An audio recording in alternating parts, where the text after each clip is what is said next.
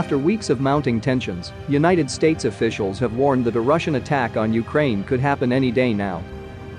Russia has spent weeks building up military forces near eastern Ukraine, with more than 150,000 troops encircling Ukraine and Belarus and on the Russian side of the border, according to US officials. The Kremlin has denied warnings of an imminent invasion and claimed in recent days that it is withdrawing some troops, while US and NATO officials have said, and commercial satellite images have shown, there have been no signs of de-escalation.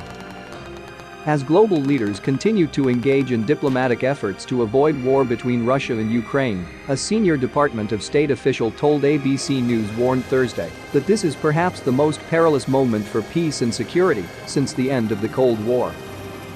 As the conflict plays out on a global stage, Americans are somewhat mixed on how the US should respond. In a new poll from Quinnipiac University, 57% of Americans said the US should not send troops into Ukraine if Russia invades, and 54% support Biden's decision to deploy troops to support NATO allies.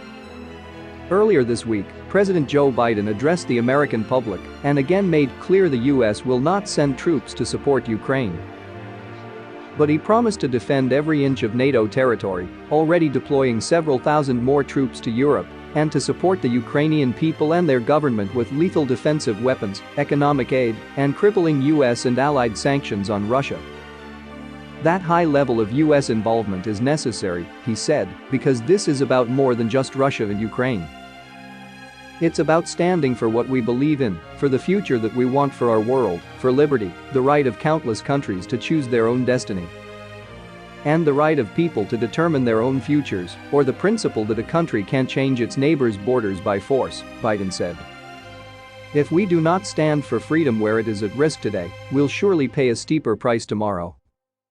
To understand the United States' vested interest in the conflict, you'd have to go back to the Cold War, Craig Albert, an associate professor of political science and the director of intelligence and security studies at Augusta University, told ABC News. To counter Soviet aggression in Europe, the US helped form the security alliance NATO, or the North Atlantic Treaty Organization, in 1949. In the years since, NATO has expanded several times, including adding 3 former Soviet republics. Ukraine, a former Soviet republic that is bordered by Russia on the east, is not a NATO member, though in 2008 the alliance opened the door to membership. Russian President Vladimir Putin has demanded this not happen, as he seeks to limit NATO along Russia's border.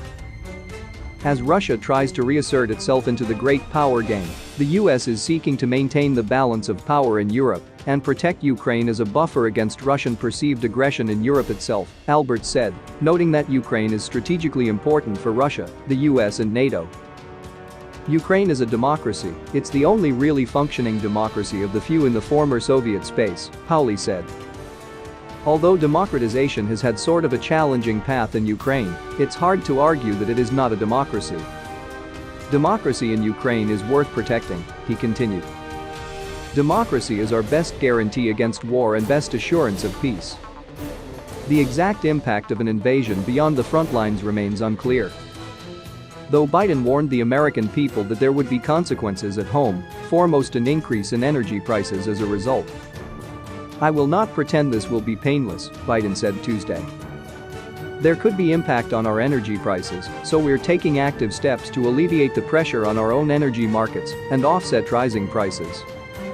In an incursion limited to eastern Ukraine, there could be a rise in the price of oil by $5 or $10 a barrel, according to Patrick DeHaan of GasBuddy. Currently, a $1 per barrel rise equates to about a 1.5 cents per gallon rise in the national average price of gas. Should the US and allies issue severe sanctions on Russia, it could retaliate by curbing oil exports, he said, impacting global markets. I think Americans should be paying attention to this because it could significantly affect strategic deployments of US personnel, Albert said. If nothing else, just people moving from where they are in their typical assignments right now to move somewhere else, more strategically positioned against, perhaps, a Russian invasion.